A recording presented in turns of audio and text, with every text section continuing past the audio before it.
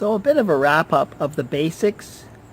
We've looked at the populations in the Western Hemisphere larger than Europe, cities larger than Europe, disease having a big impact. We're going to go into extraordinary gifts that are not being taught today. Contributions to our civilization, innovations, inventions, accomplishments that were done prior to 1492 when Europeans arrived here. And many people have this idea that nothing much was accomplished here prior to 1492. And we will go into how that's happened slowly and gradually over time.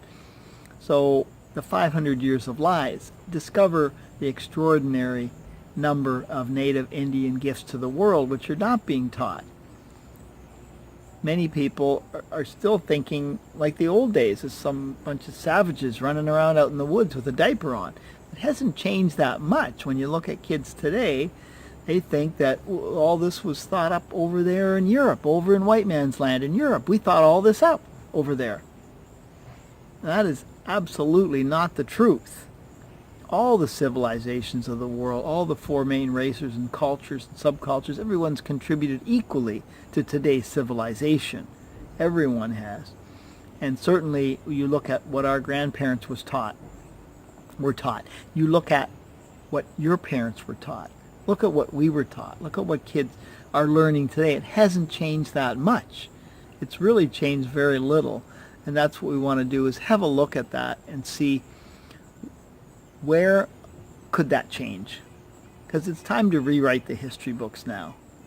The Indians of the Americas put the white man on the map. And yes, Europeans certainly had a lot to contribute. The Columbian Exchange did a lot for the world. It also moved a lot of microbes and viruses and bacteria around the world, and it moved a lot of ecological situations, dew worms and birds and insects and animals and ecological difficulties like we get into today. Also, though, a lot of fruit and vegetables and foods that traveled around the world and make a big difference for humanity. Ideas and thought that traveled around the world and changed things considerably.